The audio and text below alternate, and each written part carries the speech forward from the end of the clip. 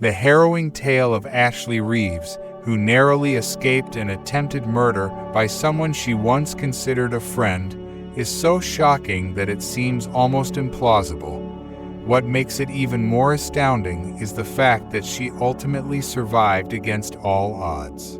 Inspired by this gripping real-life story, the thriller film, Abandoned to Die, The Ashley Reeves Story 2021, featuring Anwen O'Driscoll and Jenny Garth, attempts to capture the intensity of the events. While the movie does a decent job, it still takes creative liberties in retelling the actual occurrences. Allow me to recount the true events behind this chilling story. Childhood. Residing in the quaint town of Millstadt in southwestern Illinois, Ashley Reeves enjoyed a nurturing environment with her loving parents and a spirited younger sister named Casey. From her early years in elementary school, Ashley displayed academic prowess, actively engaged in the school's basketball team, and consistently ranked among the top students in her class. Even as she entered into a relationship at the age of 16 with her boyfriend Jeremy, Ashley continued to excel in school competitions.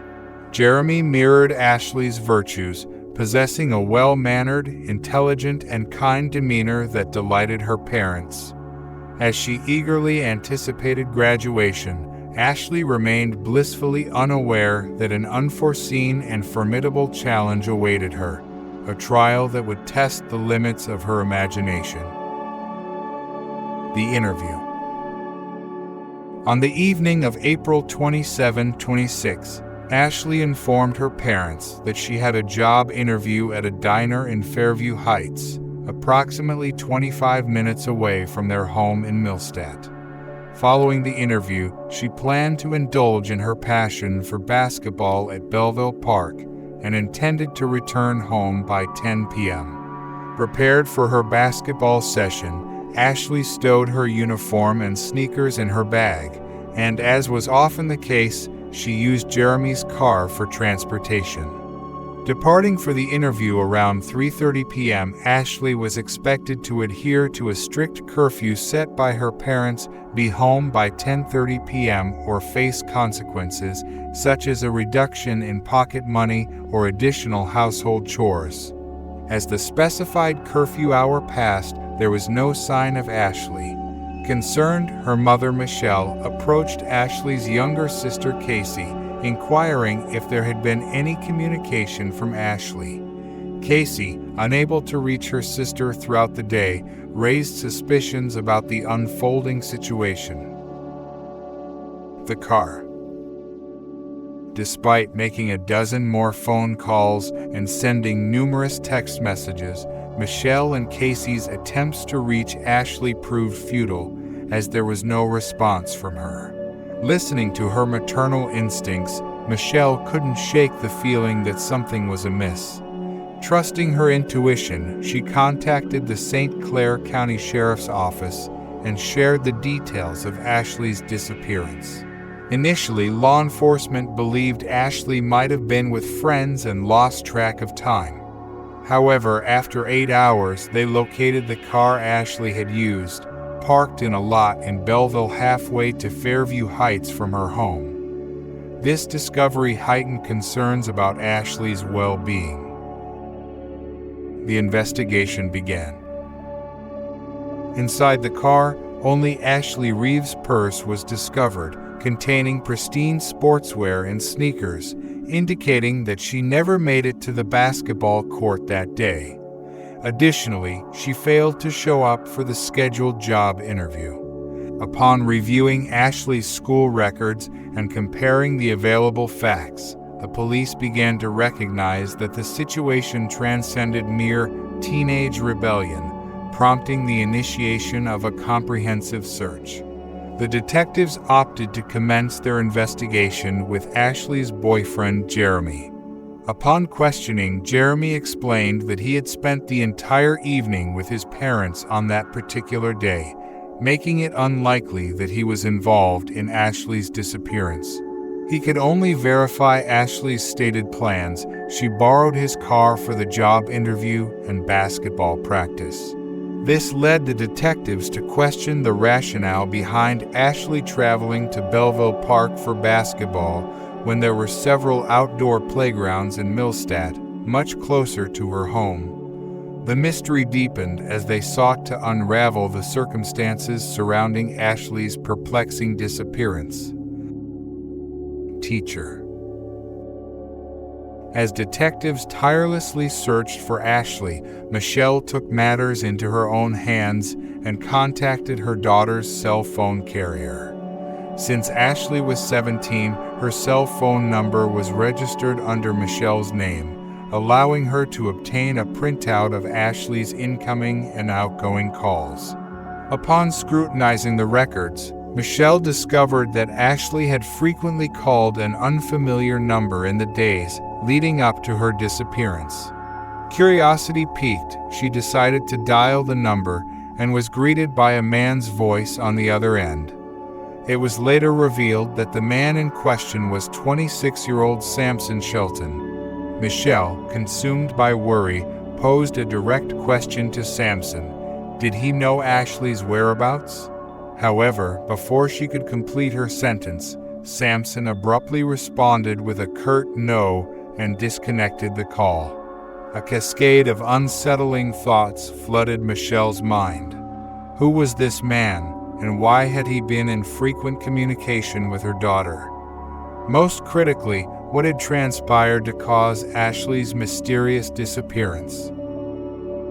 A double life. Fortunately, Ashley had confided in her friends about her personal life, and the information they shared with the detectives left Michelle feeling deeply disturbed. According to Ashley's friends, in addition to her relationship with Jeremy, Ashley was involved with a much older man. They often rendezvoused at the Belleville basketball court for a game before seeking privacy elsewhere. That man was identified as Samson Shelton. Residing in Belleville with his mother and grandmother, Samson worked as a physical education teacher at the local school. In addition to his teaching role, he provided private driving lessons and served as a wrestling coach, earning him the moniker Teacher. Disturbingly, some female students hinted at receiving unwarranted attention from Samson, but none had formally complained.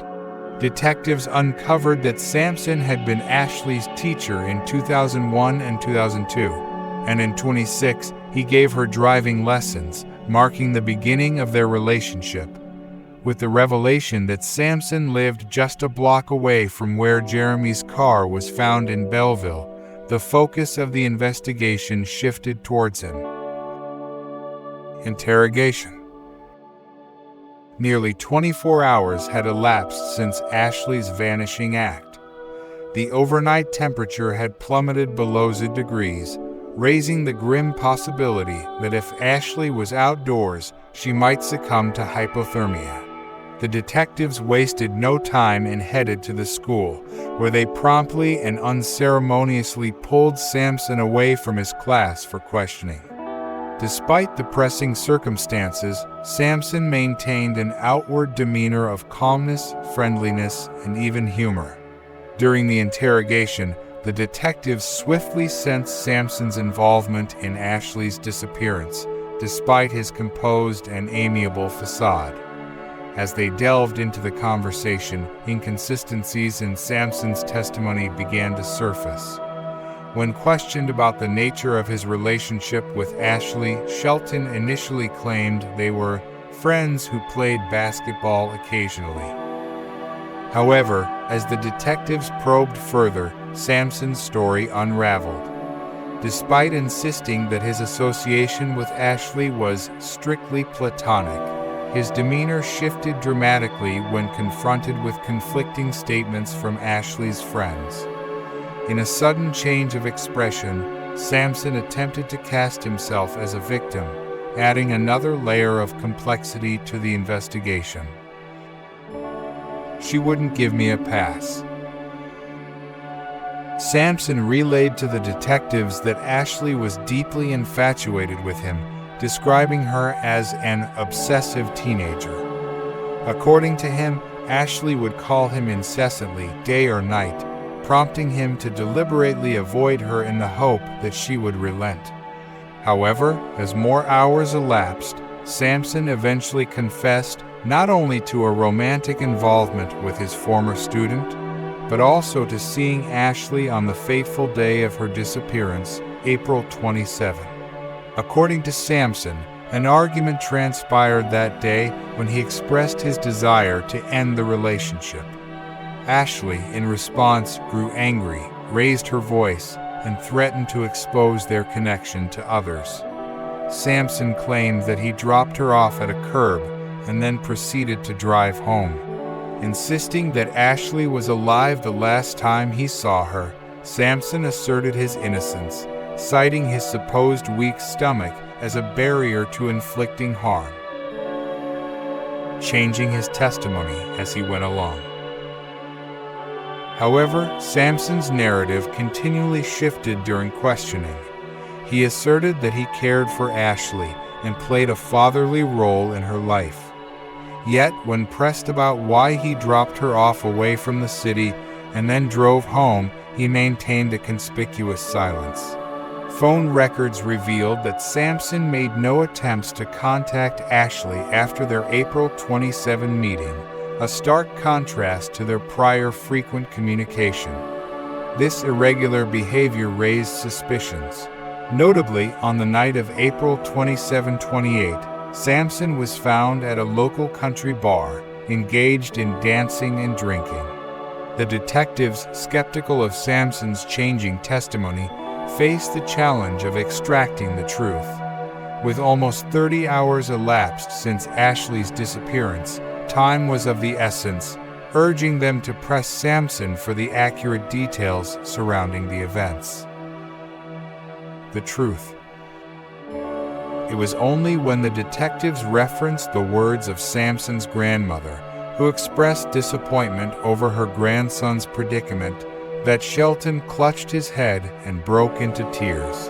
After enduring 12 hours of relentless questioning, Samson finally admitted to the chilling truth of how he had silenced Ashley forever in a park near Belleville. Following his confession, Samson agreed to lead the detectives to Ashley's body at Citizens Park in Belleville. However, upon reaching the park in the midst of rain and darkness, Samson struggled to identify the precise location. With an expansive 18-acre area, Citizens Park posed a formidable challenge in locating Ashley's remains. Armed with flashlights, the detectives embarked on a search through the forest. After half an hour, just as doubts began to creep in regarding Shelton's information, the police ultimately discovered Ashley. She was alive. Emergency medical technicians promptly arrived at the location and swiftly transported her to a nearby hospital. Amidst widespread skepticism about her chances of survival, Ashley, displaying remarkable strength, defied expectations. With the dedicated assistance of paramedics, she successfully emerged on the other side, marking her recovery as nothing short of a miraculous feat. Arrest and trial. Samson faced arrest and charges of attempted murder. During his arrest, he requested a private bathroom, citing discomfort in the presence of other prisoners, but his plea was denied. Unsurprisingly, Samson exhibited no remorse or sympathy for his heinous actions. Despite confessing to his crimes and leading the detectives to Ashley, he never pleaded guilty or extended an apology to her.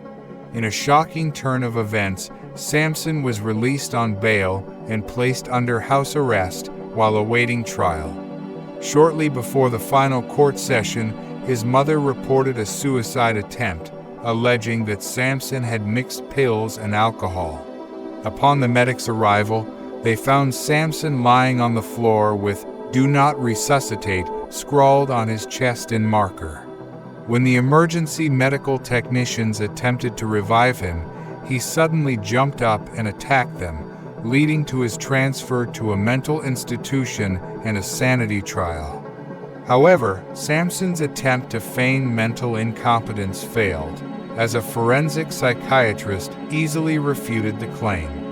He was found guilty and sentenced to 20 years in prison, eligible for parole in 2024, according to the Illinois Department of Corrections. Just getting on with my life. On the other hand, Ashley managed to recover from the traumatic incident.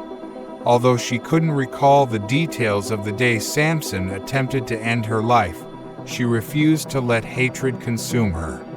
Within a few months, she began relearning essential skills like speaking, eating, and drinking. A year later, she graduated from high school and secured a job at the Center for Victims of Violence. As of today, at the age of 33, Ashley is happily married with 2 children, showcasing resilience and strength in moving forward with her life. I hope you liked this story. Please don't forget to leave a comment sharing with your thoughts below. Give a thumbs up this video and remember to hit that subscribe button to stay tuned for more captivating stories. Thank you for joining us on this remarkable journey, and we'll see you in the next video.